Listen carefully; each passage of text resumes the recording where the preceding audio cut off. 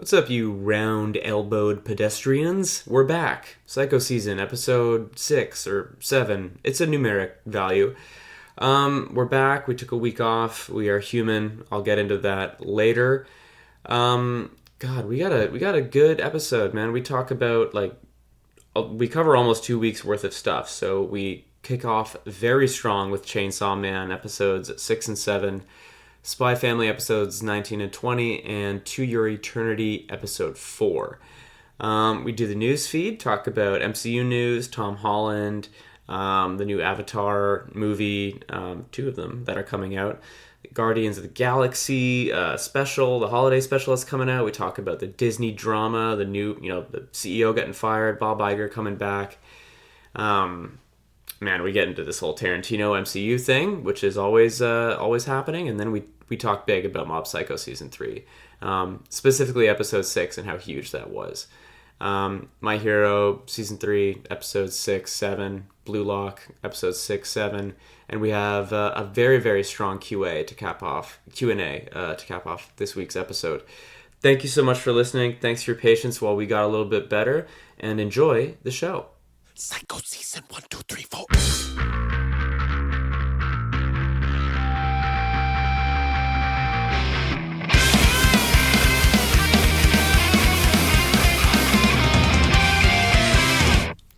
Oh, hey there, Grant. Hey, Dave. What's up, homie? How you doing, mine own kryptonite? I think I'm doing a little better than you are right now. Yeah. Do I sound like the way I feel? You sound like you're on the tail end of the way you feel. Yeah, that seems about right.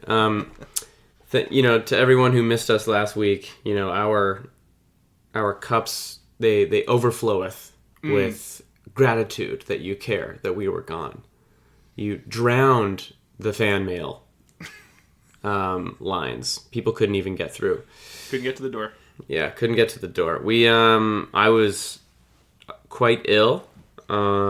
There's a flu going around these parts, and it's no joke, Grant. No, I had it too. It was awful. I was slightly getting better as you were catching it, so it was bad timing.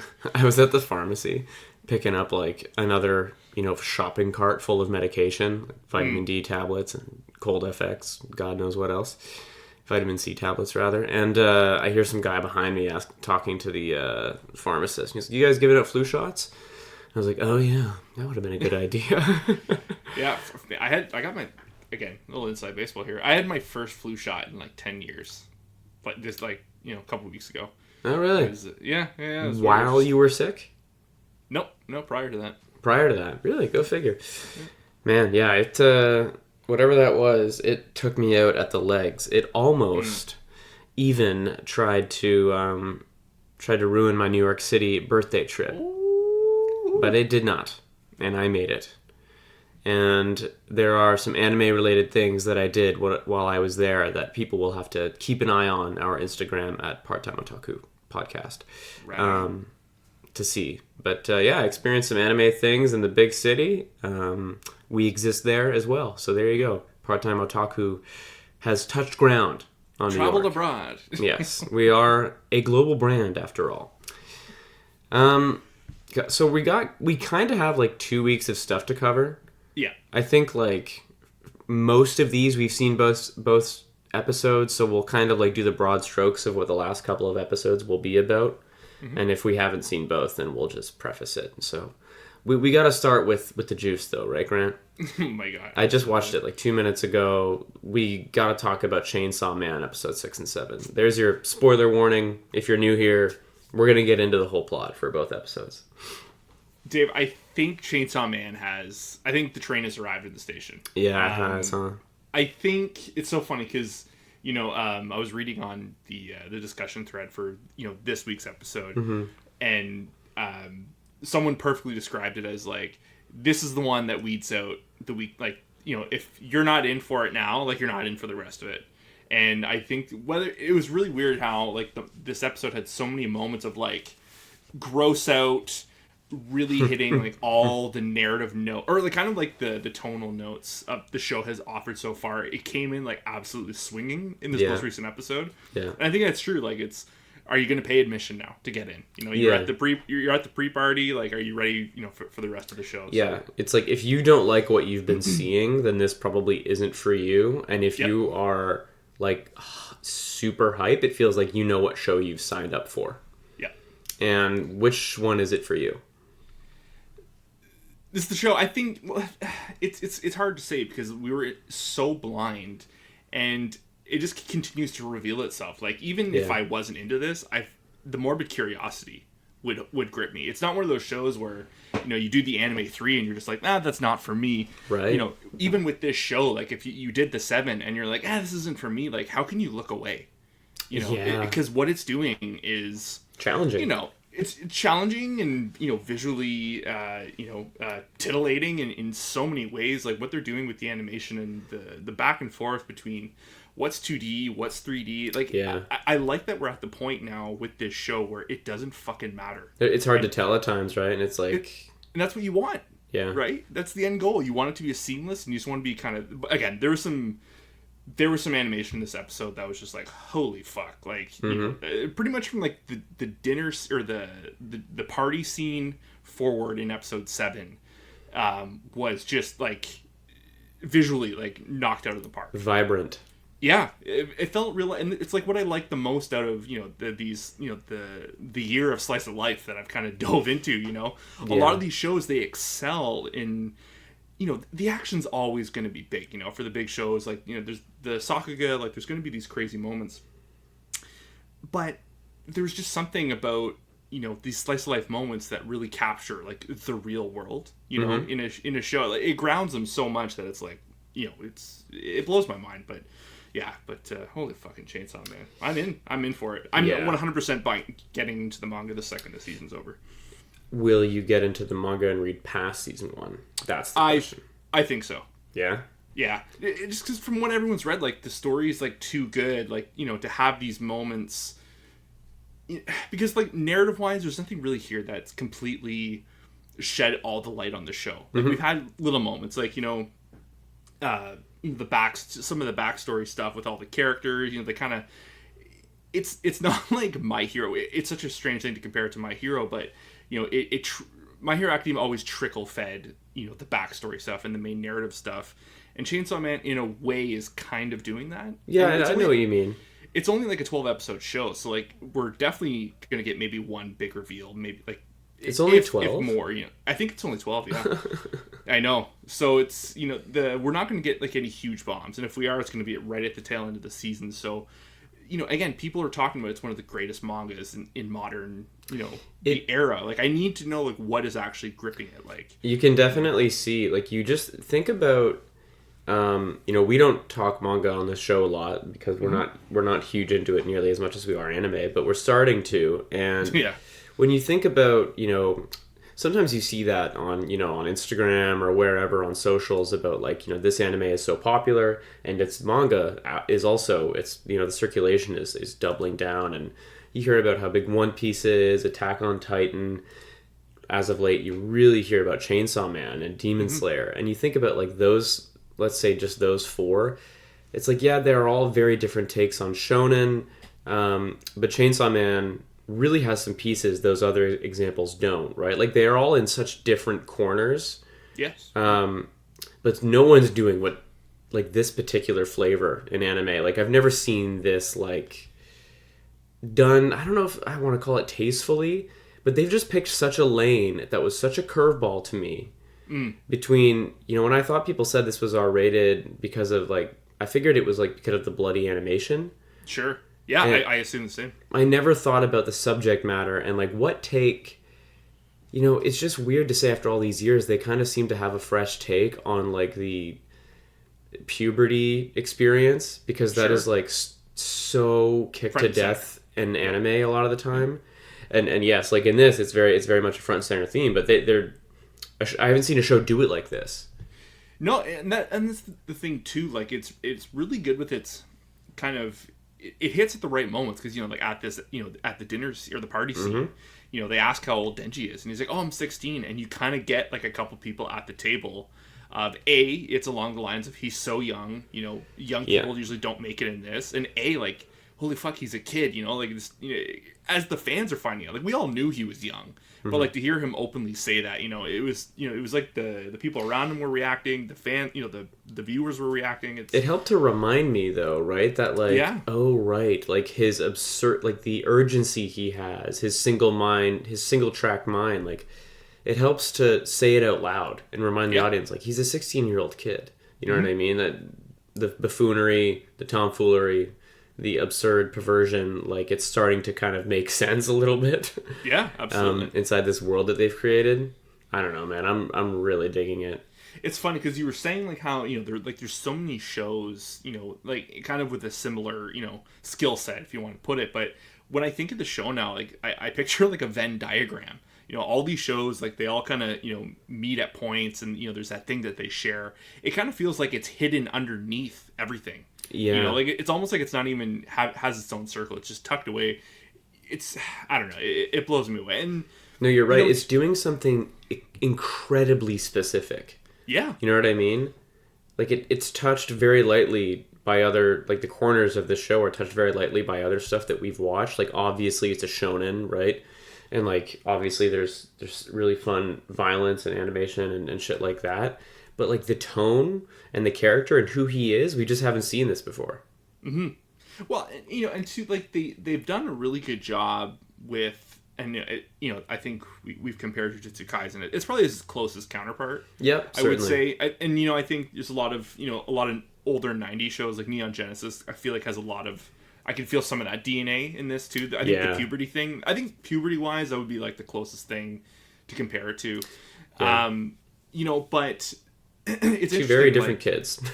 Two very different. Denji and Shinji. Yeah, different worlds for sure. Mm-hmm. But I really like how, you know, they introduce like these slowly people, and we learn about them not by like them telling their stories, but we learn them how they act in a situation, you know. So I think that's like, you know, we've been talking a lot of the most recent episode, like, you know, Taste of a Kiss, but I think the previous episode, the Kill Denji episode, is so important because we see who, you know, Kobeni is, and is it Himeno? You know, Himeno, and then there's the other guy. I'm blanking on his name.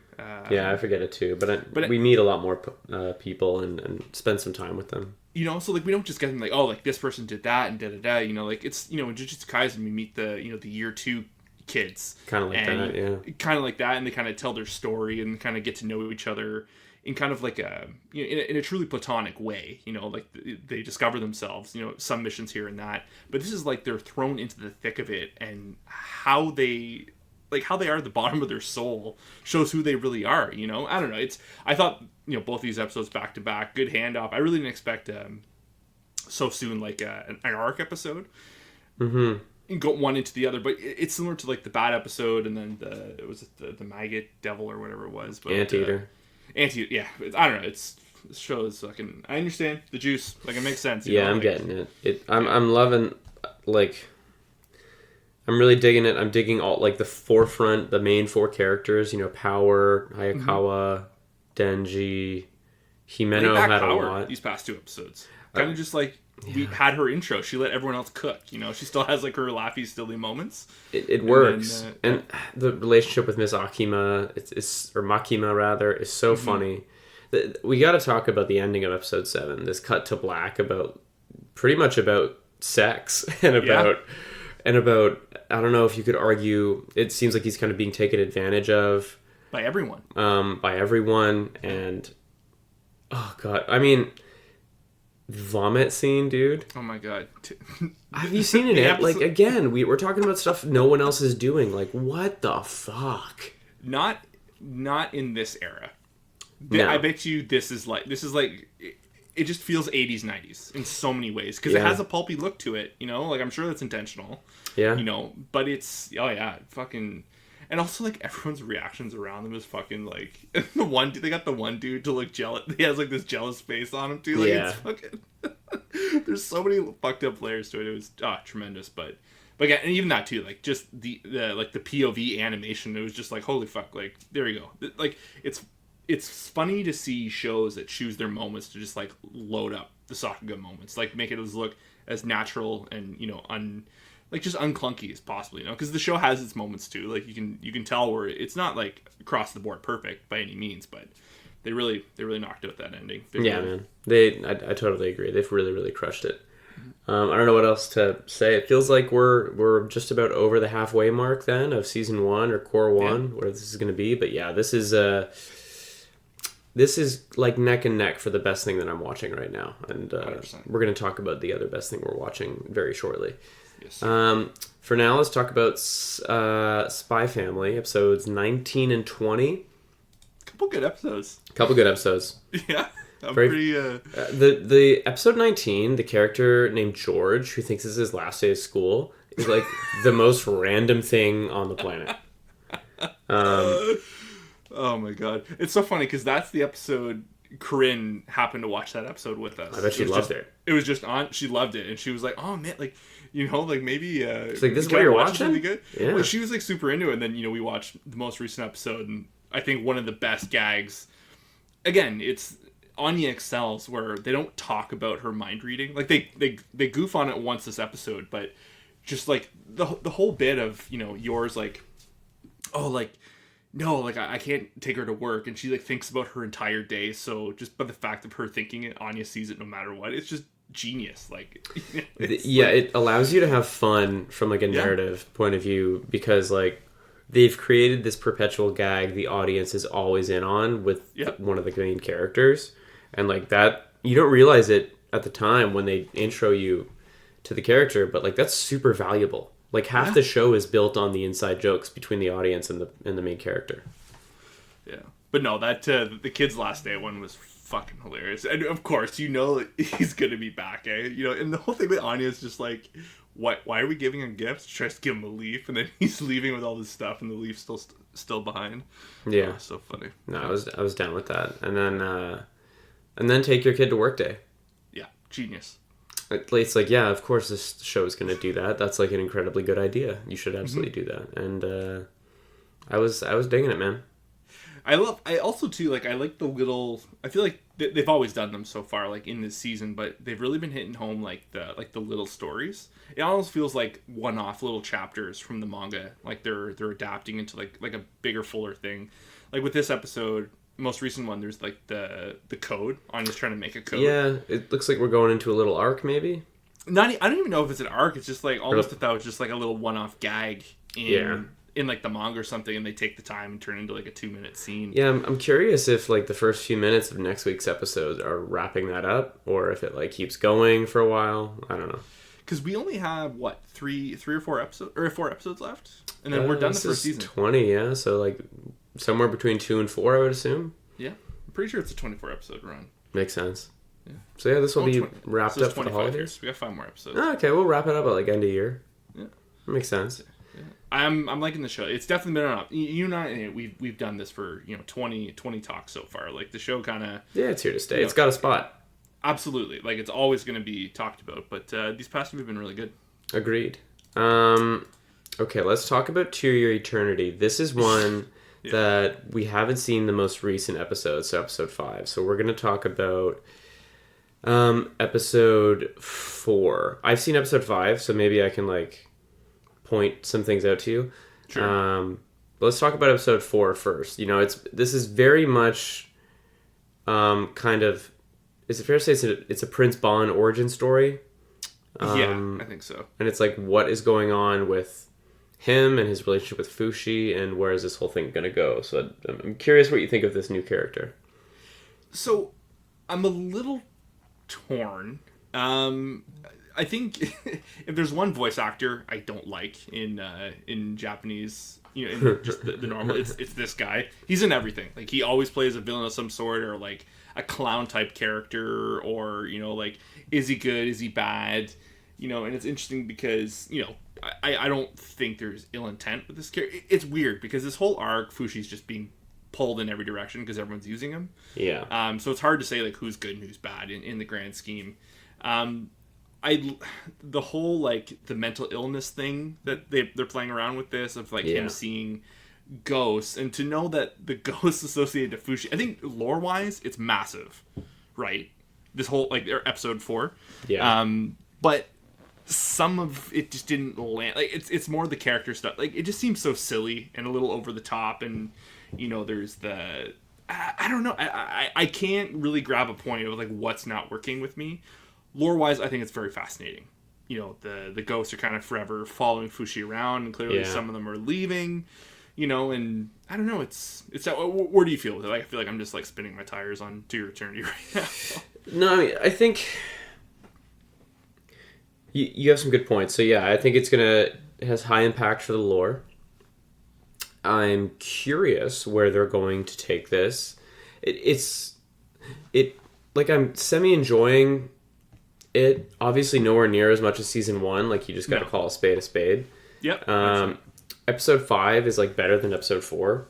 I have heard there's a lot of love for the most recent episode. Yeah, so for what that's worth, I'll say it is better than episode 4 and expands on some things and shows us some new things. So like this guy is here to move the plot forward. I think it's just confusing. You know what I mean? I'm having a hard time with my hangups with the show that like we talked about a week or two ago. Yep. Just about like this time skip is a really bad idea. I think it breaks the main character and his behavior in a lot of ways. Mm-hmm. But at the end of the day, like, am I still curious to see where it goes? Yes. But I come back to what we both said. It feels like a different show. It super feels like a different show because there's the moment and there's I don't know what's the guy's name, the Prince guy. I'm blanking on his name. Prince Bon. Bon. B-O-N, yeah. B-O-N. So again, it's been a while since I watched the episode, but he has like this hang up of Fushi has to make a friend or find a lover. Mm-hmm. And I don't really understand what he's pushing for. Is he trying to like keep him grounded? Like he's trying to make connections? Like, I feel like we don't know everything that Tonari kind of like informed him of, Yeah. So character motivation stuff becomes a little clearer in episode 5. Okay. But like again, I don't know if it will satisfy you. You know what I mean? Like they keep introducing new stuff, and I'm happy that they're doing that. But it's also like yes, but the pieces of the show that we knew and loved are becoming fewer and fewer. You know what I mean? Sure. Like the fact that this season is so different, I feel like is only accentuated by the fact that there's such a clear break from season 1 and 2, like the time skip, right? Like that's why it feels like such a vastly different show. The thing I told myself, I think the way I kind of like made my mind by the end of last week's episode was, the whole theme is Fushi is immortal, right? Like time is going to continue moving regardless, right? So, maybe this is just like a silly self-justification, but like, people change, things change. From season 1 to season 2, there's almost like thematically, like it makes sense that like they are so different because time is going to move forward, nothing's going to stay the same. Right. And they've touched a couple moments of like, oh, these people think this way now, and they used to think that, and this is how people felt about those people now, and now they've kind of have like a different like a public image or imagery. So it's like they're playing around with so many cool things, which is so on brand for the show. It's just I think it's just execution. I don't know if maybe it's a studio thing, like maybe, and who knows, like if this is narrative or what, but it feels different, not in the way that like, oh, I don't like it or it's not as heady as season 1 is, because it's not by any means. It's not as heady as season 1. I would have a hard time believing it's anything studio related, because it's like a big part of the problem is that the world has changed and Fushi's character has not. Yeah.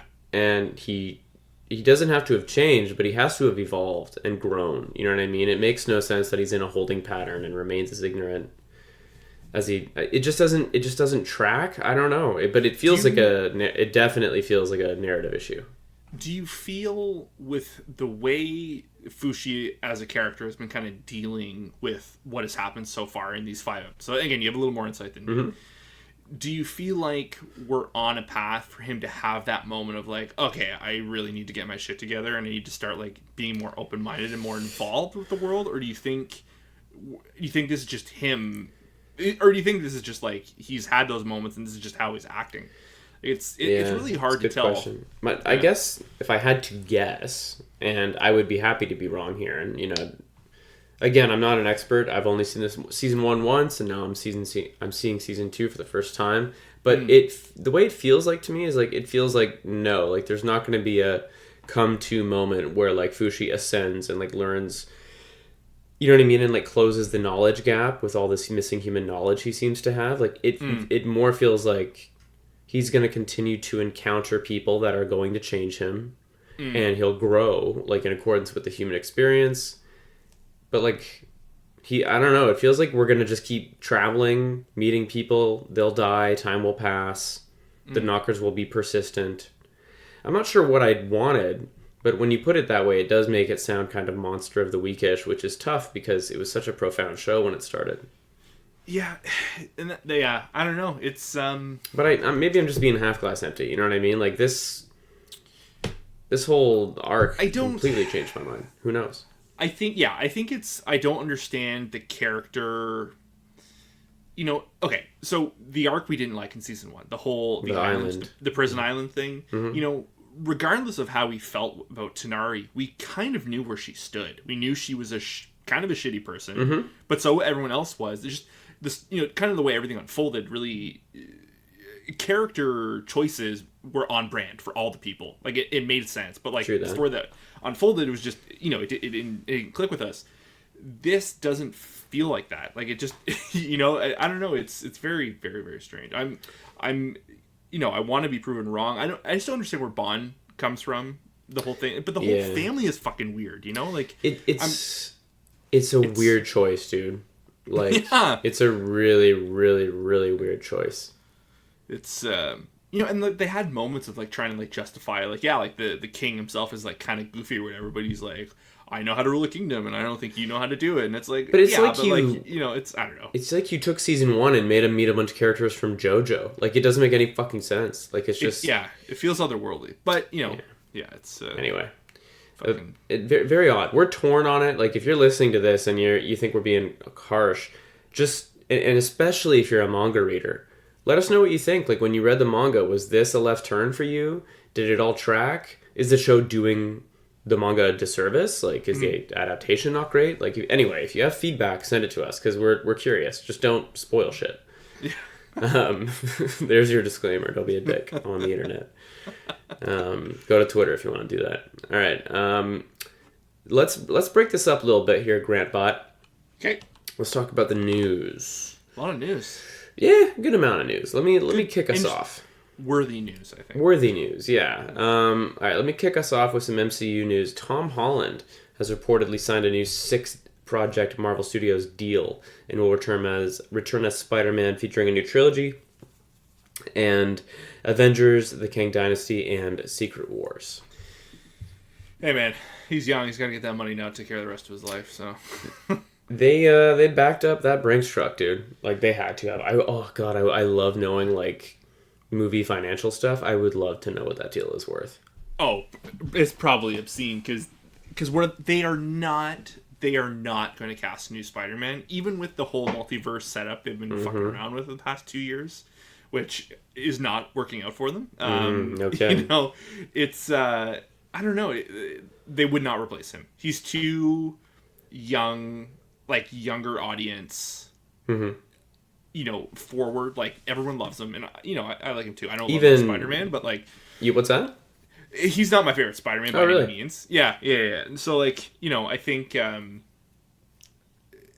would like to see, you know, again, it won't happen, but like if they waited like 5 years and then did Spider-Man again and let Tom Holland grow a little more, I think that would be interesting. I think that's the Spider-Man I want to see. I want to see him a little older. You know, they've done the kid thing. So well, his character's supposed to be in college now. You know, maybe. Yeah, but he skews so young. And he does skew young. It's so intentional. And, you know, like, I know he's not that young, but, like, they really make him look and feel that young. I think he also just has a case of baby face, dude. Like, he did that video game movie. What was that? Uncharted. Uncharted? Yeah, I always get that mixed up with Far Cry.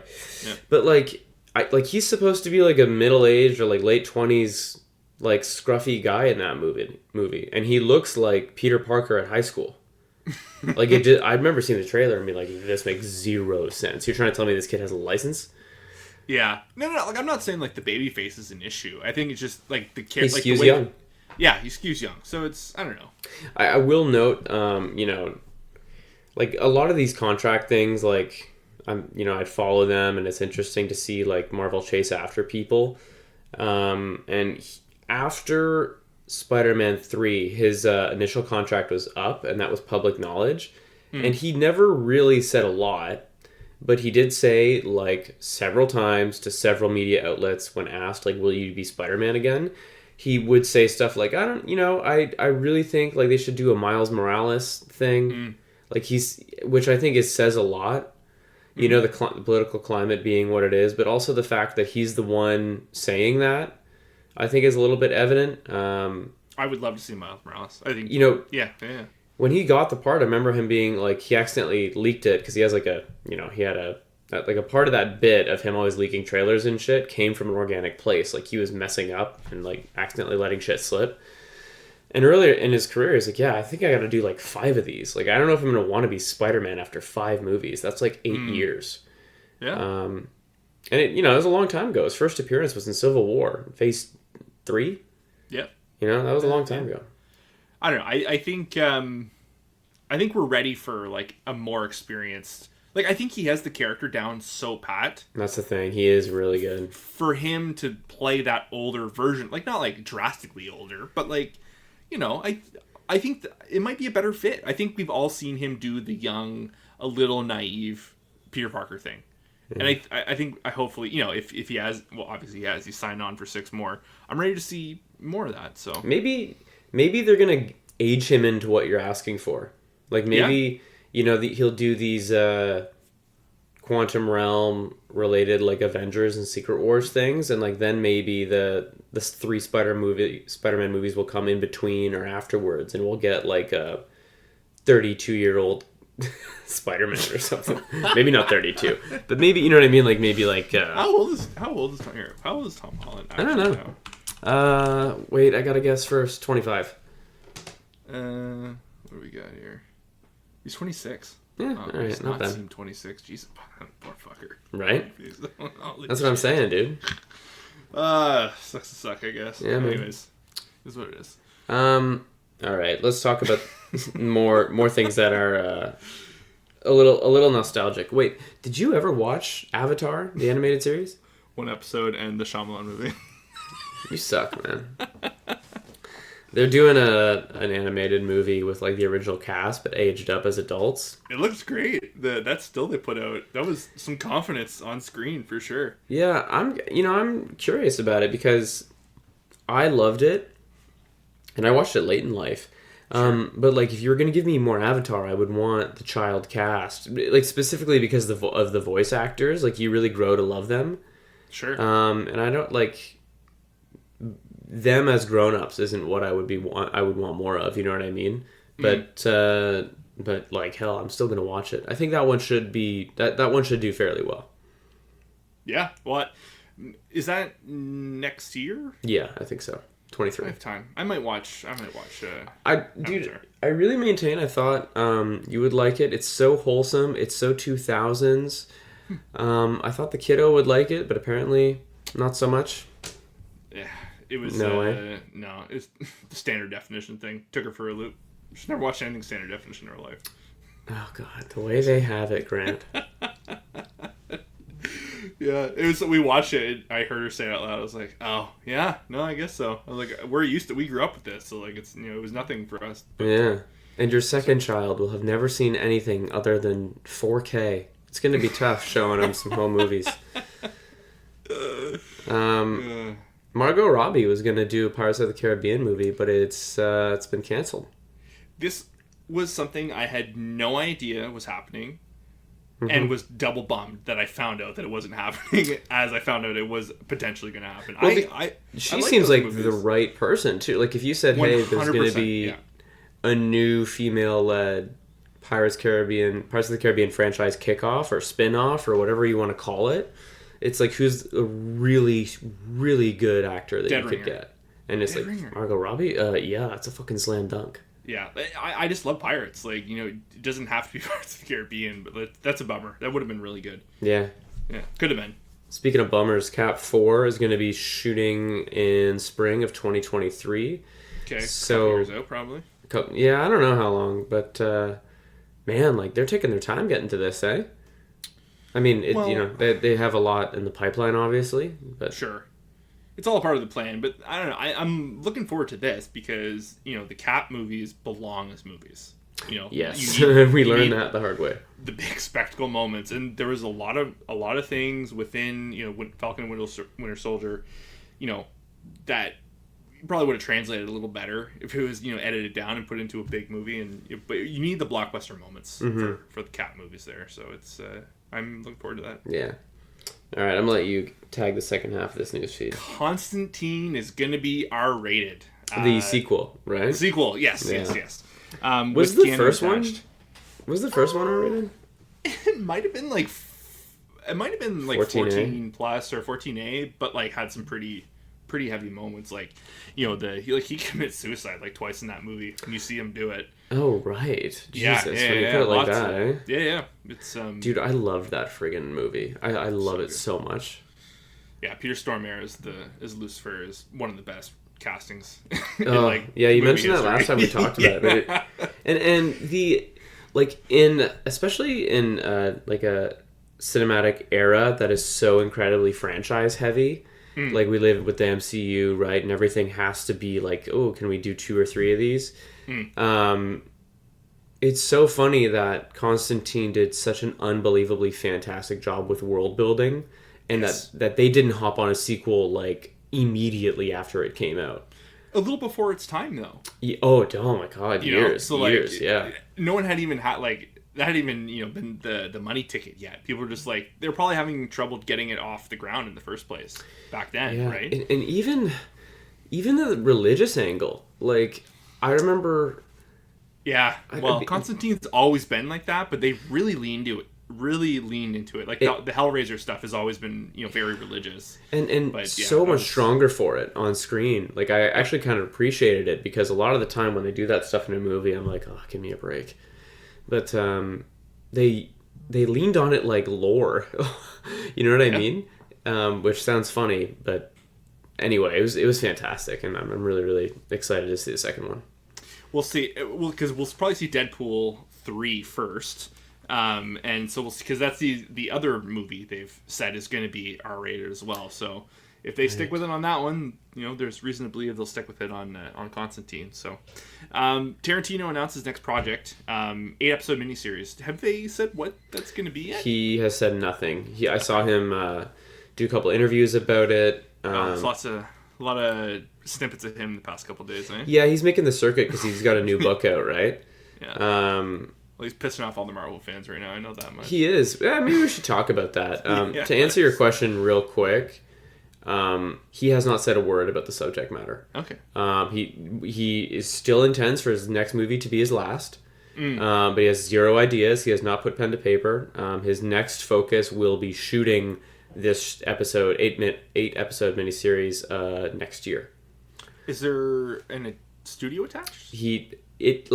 No one asked him that direct question, but I have to assume so because like the way he's talking about it is like he has people in mind for producing and stuff. He's like, oh yeah, Barry something or other is going to be producing. Like it sounds like it's if it's getting ready to shoot, it's with someone. I don't know. Yeah. Okay. That's interesting. But yeah, so the whole thing, he had an interesting quote of saying how like no one is going to see the Marvel movies because of Chris Evans. They're going to see Captain America, which is It's 100% interesting. true. I would say that you can't help the fact that the casting is fantastic and I think that's a part of it, but people are there to see that story continue. Like I feel like No, I agree. Again, I think at this point, like it's the train's not going to stop. Like eventually it might fall off the track there, but people are there to see the next Cap movie. Like Anthony Mackie is the perfect example. He's the new Captain America. People are going to see that movie because it's the next Marvel Captain America movie. You're It's not right. because it's Anthony Mackie, who is awesome, and Yeah. like I love everything he's in, and I think he's going to be great as Captain America. We only got like a snippet of it at the tail end of the series there of what can be, but I don't know. I think Tarantino's got a point. He's also like a well-known asshole, so like of course he's going to say kind of things. And you know be what? right? Like it's I don't know. As far as what he said, it wasn't that bad. No, Like, of course. he wasn't out there like Scorsese saying like they're not real movies. Like he was Yeah. just saying like it's his problem is pretty openly. Like I watched him on the Two Bears One Cave interview, Yeah, and I he still need to said watch that, yeah. he just said like I'm not here to like fire off on the Marvel thing. Like I love those movies. You know what I mean? They're fun. But yeah, like the franchise stuff is tough. There aren't really movie stars anymore. You know, if it's not Pirates or Harry Potter or the MCU or like a Warner Brothers DCU thing, like there's just not a lot of room for other movies, and that's tough on a guy like me. Like he basically said there aren't really many of us left. There's me, Christopher Nolan, Alexander Inarritu. You know what I mean? Like there's just not a ton of us left these days. And you know, to his point about like they're not really being movie stars, like take some of your biggest Marvel movie stars, like take Chris Evans and put him on a movie poster. That movie does well, but like he's definitely right. Like there aren't bulletproof stars anymore, right? No one's saying, "Hey, you want to see the new Van Damme movie?" Like no one says, or pick a movie star, right? Other than The Rock, who's kind of an aberration, and I don't think the film community thinks The Rock is a star. I think everyone else does. I still think there's some of the old, like I say the old guard, but like the most recent old guard. You know, like you have Brad Pitt. Brad Pitt's still selling a movie. Yep. You know, like people of his ilk, I think. DiCaprio, obviously. DiCaprio, like, you know, and then there's, you know, some of the, not lower tier, but like, you know, I think there's pockets of star fandom. Like there's people like Timothy Tom Hardy's Chalamet. in a movie. Tom Hardy's in a movie. I'm fucking in, bro. You know, like there's that whole thing, and you know the Shamalama Ding Dong thing. You know, like fucking, like all those guys. It's we don't have movie posters anymore where the actor's name is just as big, if not bigger, than the movie Tom title. Cruise is like the one, and he makes his own movies practically. You know what I mean? Exactly. But again, totally old guard. Yeah, Pitt, Cruise, like. They've come close though. I think it's funny. Out of all the Marvel gang, I think Chris Hemsworth is probably coming closest to like he's in that new action movie we're in. You know, like he was in that Michael Mann movie a few years back, Black Hat, the hacker movie. Yeah. Boom! It was like Michael Mann and Chris Hemsworth. Awesome, let's go. You know, there's like I said, you know, I think the movie stars that are selling it, that they're in a movie, it's in the indie space. It's not in the blockbuster space. Yeah. People, you know, they want to see that new movie with Colin Farrell in it because, you know, he's putting in great performances. Well, they want to see, you know. Here's the question, though. Are films worse off as a result? Like, is Tarantino, the thing, his hot take was, what was the worst era for movies? He said it's the 80s is tied with the current worst era, or the current era as being the worst in film history. That was his hot take. It's like the 80s is probably the worst, and now. Dave, it's going to keep going till the beast dies. Yeah. You know, it might take 10 more years. It might be 15 or 20. We don't know. It does. But we don't know. We don't know what's going to come from it. We don't know what's going to be on the other side. But I think this current incarnation, it's definitely starting to show the steam running out a little bit. I would agree with that. That it isn't what it is. You can feel the public fatigue. You can feel a little bit of change. Well, look at Avatar. Avatar comes time. out in like 3 weeks, right? 3 or 4 weeks. Okay. Yeah. The news that came out today or yesterday was saying that it has to be, to make its money back, it has to be the 4th or 5th greatest selling movie. Yeah, it needs like $2 billion. Yeah, it's asinine. But again, that's, you know, it's like big projects, stuff like that. But like, I think Avatar, it's so fitting because it kind of kicked off, you know, this race for the block, or for, you know, for the box office numbers. Yeah. Right. You know, 10 years ago, whatever it was. And, you know, it's coming out now, and I think we're going to see the huge decline. And I think, you know, all the Marvel movies, you know, COVID aside, you can't blame COVID for some of these Marvel movies. No. Because, you know, it's the end of the day, people are a little tired. Spider-Man 3 made over $1 billion, you know what I mean? Like, the movies that hit still hit, but on average, they're hitting far and fewer. Yeah. And so that's not all COVID. Yeah. Well, it's funny, so good transition. So Sunday night we had some, you know, Hollywood breaking news. Bob Chapek was fired as Disney CEO, and Bob Iger was brought back in. Did you see kind of like the nail in the coffin for why this happened? For the first Bob that got fired? No, the documentary that came out on YouTube. No, tell me. Oh my god, I haven't watched it yet. I want to, but there's some guy. I wish I had the name, but essentially he did a full analysis of what the fuck is going on in the Disney parks. Ooh. And how they're bleeding people dry. And like this Bob Chapek guy, before he was CEO, he was the head of parks. Mm-hmm. And anyway, so apparently like it's one of the best edited, like well made, like fan. Wow, you gotta send this to me. I love this kind of stuff. And it's just like everyone was just like, oh, so that's kind of what's going on. Like the whole, like they essentially created a system that now no one can get on the rides. Like to even get close to the ride you want, you have to pay for this fast pass. But even then, it doesn't even guarantee you like on the ride quicker than anyone else's. Like it's stuff like that. I believe that they got rid of the college student program where you'd go there, you'd work as like, you know, one of the characters, and your money would go towards your, you know, college tuition and whatnot. Like nix that stuff, you know, purposely, you know, jacking up the prices on the food, lesser quality stuff, getting rid of fan favorite items, you know, all this stuff. And I think it came out last week or 2 weeks ago or late last week, and just everyone's eyes were on it. And it was like pretty polarizing stuff about what's going on in the parks right now.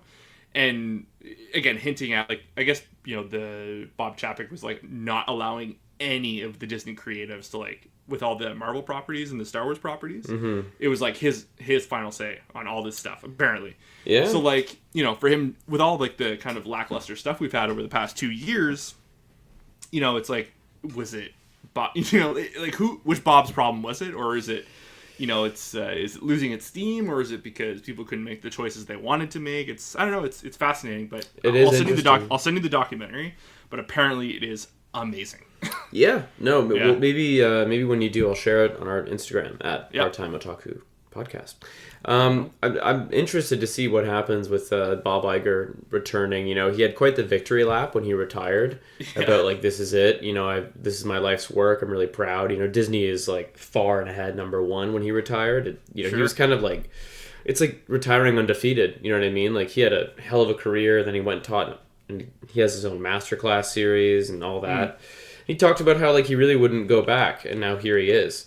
And it sounds like it's very, Disney's need must be quite urgent, and I wonder if they just threw the money tree at him or what. But yeah, curious to see how if he can put the pieces back together.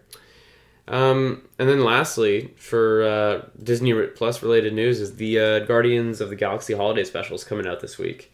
That'll be fun. Depending on when you're listening to this, it might already be out. It comes out on Friday, November 25th.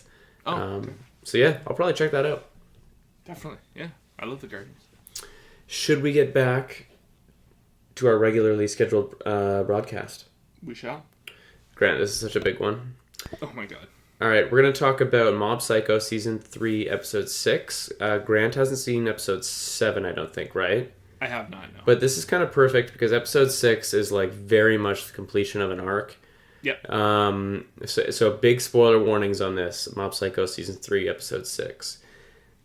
Probably the best episode of Mob Psycho. Maybe the best episode of the entire series. Yeah. It feels like the completion of a series-wide arc. Yes. Yep. One of the better character arcs that I've seen in a while. You know, very complete. A few weeks ago, you and I were kind of scratching our chins of man. How are they gonna do it? We really didn't know, and you know, we had faith. Like, you know, the show's been so consistent across every episode, every season. And even I was just kind of, at the end of it, I was just like, wow. Like, emotional. Like, I was truly emotional by the end of it. And the episode ended, and I was like, what a great show. Like, what a powerful send-off. The animation. Dimple, like, fighting the broccoli in the sky. You know, kind of just setting Mob aside and just doing his thing up, and I've watched it like 3 times. Like, it's so good. It's so good. But yeah, man, it's amazing. It's just so crazy. Like, you know, if you haven't listened to our podcast before, if you haven't heard me say this, like, Grant was really, really big on Mob Psycho. And I remember watching the pilot a couple times and just having a hard time with it. You fucking with me. Yeah. I was just like, I don't know what it is about the show that you like, but You know, like, yeah, the animation can be neat, but you just don't understand the heart that Mob Psycho has, and more than anything, season 3 is reminding me how much heart the show has. Yep. And to go out like that for a main character to die, in such a like an emphatic arc completing way, like it brought you back to like the base level of everything the entire show is about. It's about Mob, and it's about growing up and moving on, and like coming into your own, and it was beautiful. It was the ultimate, because, call it a gag or a gimmick, but, the most reoccurring themes, or, the biggest reoccurring theme in the show is the explosion, right? Yeah. And, we get to that 100, we expect, like, oh, shit, here we go, he's about to fly off the handle. And there's just the unassuming moment of, like, him... It was just the moment of Mob finally controlling his emotions without having to explode. Yep. And it was... The show hadn't done it.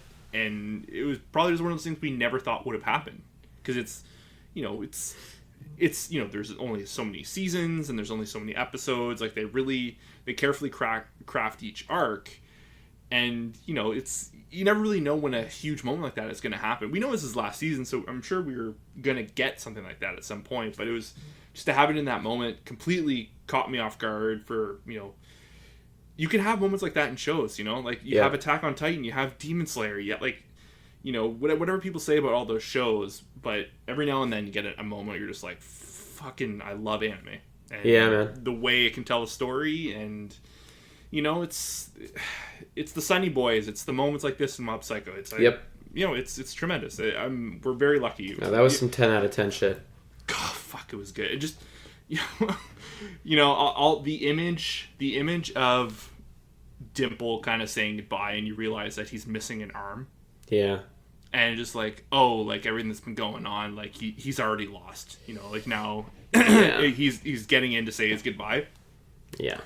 Completely caught me out. It fucking fantastic stuff. If you haven't watched Mob Psycho yet, if we haven't sold you on it, we beg of you, like, just give it a go, because this season has been super, super worth it. Yeah, man. Yeah. Beautiful stuff. Another show that's like punching appropriately, fucking above its weight, above its weight class these days is My Hero Academia season 6, and you know what? Like, I'm happy for it, but those fuckers owed us. We deserve this, man. It's like when you've been waiting on your steak from the kitchen for 40 minutes, and you're like, about goddamn time. Yeah, it's absurd. 2 fantastic episodes back to back. Yeah, what are we at? Episode the actual numbers, I don't know, 6 and 7 or something. 7, yeah. Of season 6. It's great, man. This is My Hero Academia at its best. It's when they lean into the lore. Give me the good guy versus the bad guy. Give me everybody coming together. Give me stakes. Yeah, man. There are stakes. Yeah. I am loving how deranged Shigaraki is. Okay, not to be contrarian, but no, be contrarian. It's good. It's not, I'm enjoying that, he is this, the idea that, One for All is, clearly piloting the ship at this point. Yeah. Or, All for One, rather. Yeah, the villain, yeah. Yeah, he's still clearly, we kind of get, I think in not this week's episode, but the previous one, and Shigaraki is, kind of, dissecting that in these moments. But it's just, what he's saying, and, it just seems, a little zombie-ish to me. Yep. You would think... I think the most recent episode is a little better because he's no, fuck you, I'm running the ship, and he kind of has this moment where he takes it back, which is funny to see in a villain, because that's typically something you see with a hero. Yeah, I appreciated that. I did like that, but I think the Shigaraki thing, it's a little too muted. I would have loved something a little more archetypically, evil, over the top or whatever. I feel like it would have been more on brand for what's going on. Yeah. The total... Anyways, but all in all, it's... because the last episode... 2 episodes ago, we open up with, it's Bakugo and Midoriya and, the pro heroes, and they're throwing down with him, and at the halfway point it cuts to the rest of the UA students and some of the other pro heroes. Yeah. And we're even oh my... come on. Just give us a full episode of that, because it completely killed the momentum. Yeah, it did. And I was like, I am not going to be able to enjoy this going forward. And I didn't. But they really pulled it together this most recent episode where you're like, okay, this is how you do it. You know, like, you kind of killed the momentum from last week, but there's a really good episode with, Momo kind of stepping up, being the leader, and the pro heroes kind of. It's a really cool moment to see it. Like, they are all pro heroes now, even though they're still students. And they pointed out it's only their first year, and Leanna's like, "What the fuck? This is the 6th season," and I'm like, "Yeah, it's been a year." Yeah, because time is fucking broken in this show. We have provisional licenses, and we're just arresting people, and also it's our first year. Yeah, they just gave me a gun, you know? Yeah. I showed up, and I was like, hey, where's registration? And it was like, here's your badge and gun. Yeah, you get the badge later, here's the gun. Again, very strong episodes. Seeing the Giga Machina guy... Gigantomachia, like, his whole, like, role is kind of... Not confused me, but again, it was just one note. And for him to turn on, like, kill mode was, like, pretty cool. I was like, oh, yeah, Agreed. This guy's got more than one speed. And to see him, like, actually hear the character think and kind of not just, like, like, to hear him be like, oh, no, like, I put my hand or took my foot off the gas. I need to reassess the situation. It was, again, it's like you said, this is My Hero Academia. These are, like, the balls to the walls moments.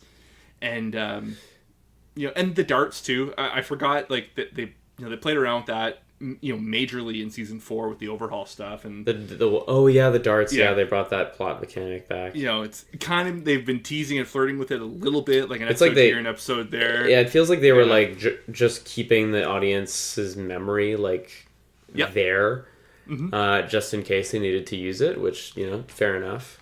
There's the moment too, like Pinky tries to go for the score with like the sleep solution, and there's like a flashback to like. Like that person that scared me, and I was like... I had to dig deep on that one. I was like, what? But that was the thing, like, we always goof on My Hero of, like, they're juggling too much, and, like, they're giving us too many flashbacks, but it's like, oh, I needed that one. Thank you. No, I definitely did. What about our boy... Like, you could feel it coming from a mile away, because he was being such an MVP, but what about Gran Torino? Okay, so I have some questions. Did they... Like, he's dead, right? Called it. You called it. I definitely called it. Yeah. If he is dead, he should be dead. Based on like the level of violence that they showed on screen, I don't know if it is also My Hero, right? So like he might survive and just like not be able to do that anymore, and like be a sidelined character like Toshinori, like the original All Might. Yeah. But he should be dead. If you want it to be impactful and to hurt and for it to matter and to work in the story, and you care about that kind of stuff, he should be dead. It's a great death. Well, it worked perfectly because in the moment Midoriya like flies off the handle, and I was like, yes, fucking squish his head, Deku, like fucking end him, And I was like, this is the moment to like let loose, and he does drop 100% there, and like somehow didn't blow himself up, so that's cool to see. Yeah. But did they reveal that Gran Torino is his grandfather? So I think that's huge. If so, and I'm afraid to Google it, right? Because like that's some scary waters for sure. But yeah, like so the phrasing they use is because it was Tomura's grandmother who was the previous holder of All for One, right? Yes. Yeah. Before All Might. Yeah, and. He in his flashback, it shows her crying in his arms, and it kind of looks intimate. And then he says, I know we did the right thing, and was it like as hero partners or? Well, he was her mentor. Yeah, but like, is that what he means? Like, we made the right choice together as hero partners or as a couple? Okay, because it's gonna sound silly, but like Shigaraki and him have the same color of hair. Yeah, true. Because they really play around, with hair color. It's an anime trope, but it helps. No, you're right. Sometimes it really helps. But I don't think we're looking too into it. I completely took that as like she took the brunt of the blame, like almost as if like it wasn't well known that they that child was his.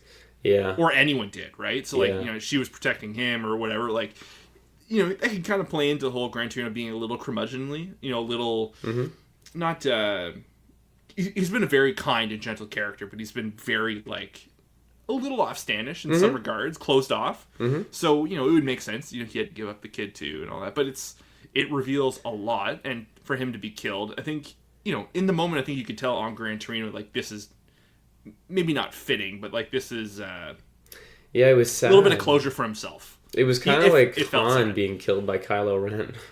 Yeah, yeah. It's tough. Like, yeah, it really worked for me though because it was very tragic. Yeah. And it feels like they're only going to make Tomura's story more tragic.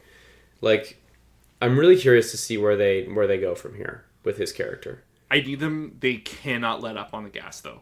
Yeah, I agree. Like, They- we're in the moment.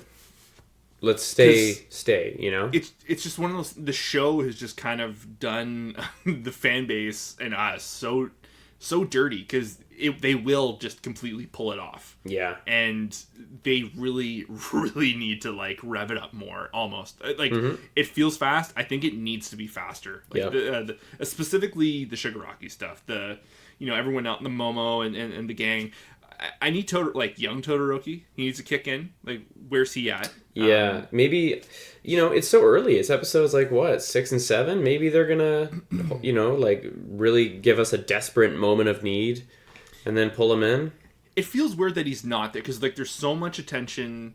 Because he's such a big character, like, he's always on everyone's mind because he is such a fan favorite, and narratively the story loves him. Yeah.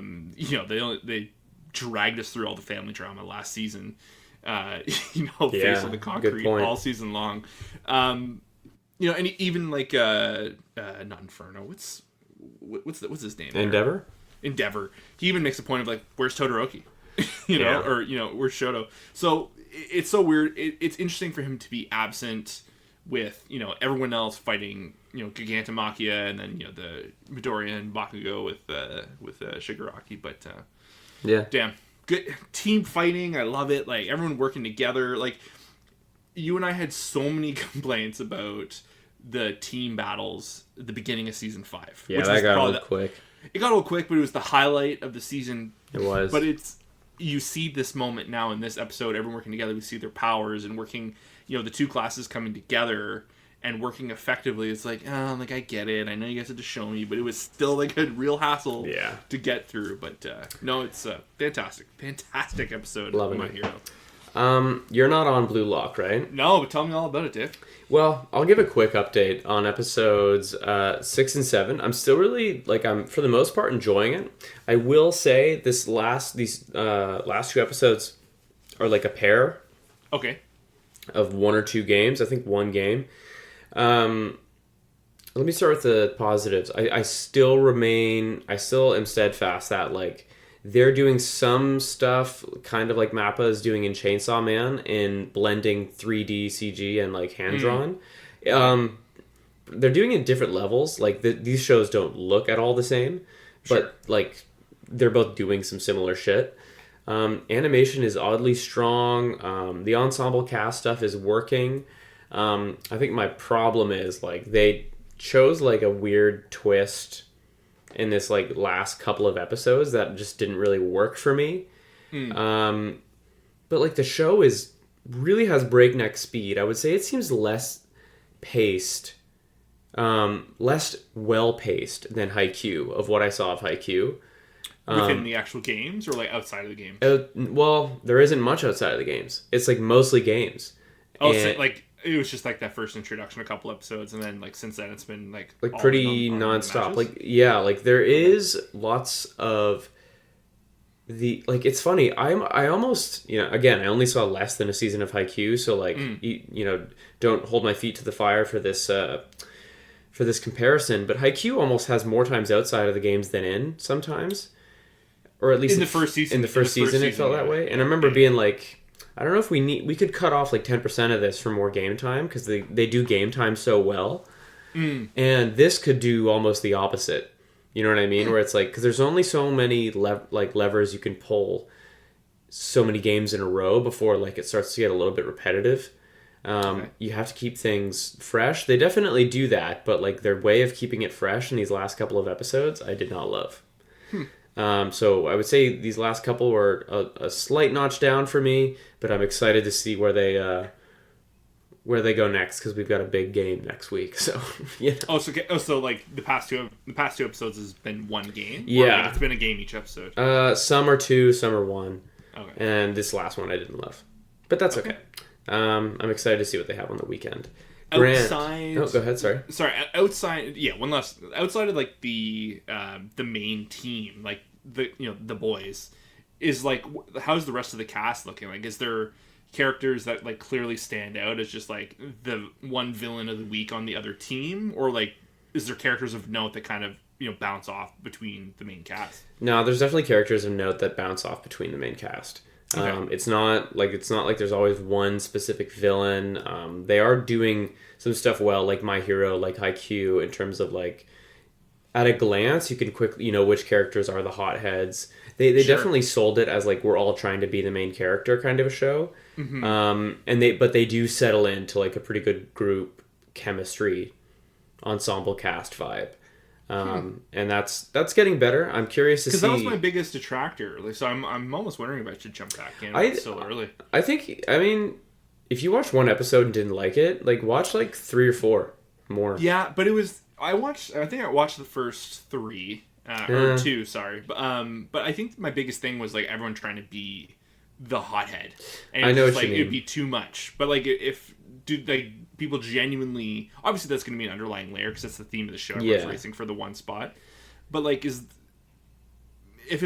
that's just kind of like undertone for a majority of it, I could probably jump back in. I'd say it's better than that. It's better than that. That doesn't mean it's a 10, right? Sure. Like I'm not out here holding signs out on the freeway for it, but it is better. I think it's better than the first impression you got from it. But like you may end up watching it and be like, okay, maybe I wasn't dead on, but I still don't love the show. You know what I mean? Like, so, but I do think it's worth another look for you.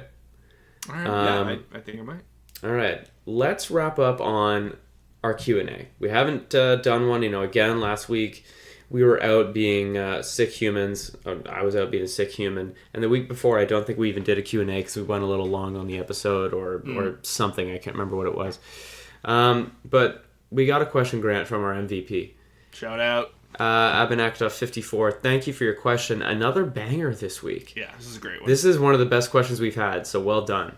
Which dead character, one in anime and one in live action, from the shows you've talked about, would think would make a big impact if resurrected? Okay, who wants to go first? Let's both go first for anime, and then like I'll go first for anime, and then you can go first and then you can go first for live action. We'll like flip flop. For me. Yeah. Okay. This one feels obvious. Like I'll give one. I really don't want to spoil anything for Grant or Leanna, so I'm gonna say this to the audience. A character in Death Note, and everyone who has seen Death Note will know who would make a big impact if brought back. So that character. Okay. And the second one that Grant and Leanna will know, and I hope appreciate, Sam as well, is Maze Hughes from Full Metal Alchemist Brotherhood. So good. Okay, so here's my question. Are we talking if at some point in the story, again, this is us kind of running with the question, are we saying this character is being resurrected within the rules of the world, or if it's just like they show up, they don't talk about it, and like how would that affect, either way, how would that affect the story? How would it affect the story if they're brought back in the rules of the world? Because in Full Metal, that would raise some serious questions. It would change everything, yeah. It would change everything, But her question, she said, well, would it create a big impact? I think it would create a huge fucking impact. 100%. Same with the character I mentioned in Death Note. If it's within the world, that would be crazy. Like, like where would that take? Would be a villain route, or would that only make Ed and Al full zealots of like the forbidden lore of all that? It'd be crazy to see which ways they kind of shoot out. Yeah. Okay, so for anime, the first thing that came to my mind, and I think fits in the world too thematically with the show, would be Junpei from Jujutsu Kaisen. Ooh, interesting. Because that changed everything about kind of Yuji's vision of like kind of how the world, like he like clicked on with that. Like it changed everything about him. And kind it's one of the best episodes of that first season. By far, it's so good. And because Junpei kind of almost touched. He almost like went to the dark side a little bit. Like Yeah, he was never going to certainly. live. Like what's his name? It's I always Patchwork forget the- face. I always forget his name, but he was never going to let Junpei live. But he almost had Junpei on a very dark path, Yeah, he was manipulating him with ease almost. and he almost had him until Yeah. Yuji kind of walked into like just like the ray of sunshine that he is. He walked into his life and kind of inadvertently made his death probably a little sooner, which Yuji deals with. But if he was ever to come back, again we don't know the story, so if he does come back, no one should tell us. But I don't know. Don't be that person. Yeah, don't be that person on the internet. But yeah, I think that would make a huge Great impact in pick. that world. I think the world maybe wouldn't be as impacted, but I think character-wise, I think that would rock Yuji to his core, and it'd be curious to see which way it went, depending on how he came back. Agreed. Okay, your turn to go first. Live action, same question. Live action. I couldn't really think of anything for a show, so I'll take a movie, but it's on brand because there was a show-ish recently. What if instead of Gandalf coming back, Boromir came back? Ooh. Oh, Right? that's interesting. I don't know if we get to the finish line in the end, because Boromir coming back might really complicate stuff. But Exactly. to the point of the question, does it make a big impact? And yes, it really does. It would Boromir is a change great one. all the Gondor, like the not the minister there with The steward to the throne. steward, thank you. The line of succession wouldn't have ended. Faramir and his relationship with his father would have changed. What if Boromir was there to help Frodo? would Faramir be more looked upon in a better light? Because if Boromir, he died for Frodo and he still stuck around, if he was resurrected or whatever, Yeah. he chose to truly, fight for Frodo and kind of finally have beef in his life with his father and the brothers. I don't know. I think that would be cool to see. Good one. I have Rhaegar Targaryen in A Song of Ice and Fire. Oh yeah. I remember hearing a quote, and it was George R.R. Martin saying, "It's tough to write a series when the main character has died before the plot begins." And he was talking about Rhaegar Targaryen, because without him, things don't really happen. True. And the Song of Ice and Fire doesn't ever really start. But yeah, I thought that would be a good one. Rhaegar Targaryen dies in this famous lore battle at the Trident. There's some amazing fan art out there. If you're a Game of Thrones, a Song of Ice and Fire fan, just Google Rhaegar Targaryen versus Robert Baratheon, and it's the two of them in their primes. Robert's got the big deer helmet and the big hammer in his hand. Yeah, hammer, yeah. And Rhaegar's got this badass black armor and this dragon helmet, and they I just fight recently- to nearly a draw, and he wounds Robert, but ultimately loses. Yeah, well, I just finished the first Game of Thrones book, and Oh. I think there's a small portion where Ned kind of talks about that battle, and it's the 4 or 5 of them roll up to that group and kind of how that went out, and it was just what a great describer of words that George R. R. Martin. Yeah, man. I really enjoyed it. So that would have huge implications on the plot. There's no Big time. doubt. The war that Robert ends up winning may have went the other way, and that may have changed the series in its entirety. So yeah, that's impact. Great question. Great question. Oh my God! Thank you, Abhinav. Always knocking them out of the park. If you would like to get your questions on the podcast, we host them every Monday on our Instagram at Part Time Otaku Podcast. We'll put it in our stories, and we're more likely to answer than to not. So thank you again for the question, and look for it again next week if you would like your podcast to get on here. Grant, I think that's about it, my friend. That is all. Good Lord. We are very happy to be back. I'm happy that next week when you hear me, I'm going to sound a little bit more myself. Thank you for your patience. We are but mere humans. I think that's about it. Thank you for listening. Make sure to subscribe to us on Spotify, Apple Podcasts, wherever you listen. Definitely Instagram, and we will see you next week. Grant, say the thing. Bye, guys. Cheers.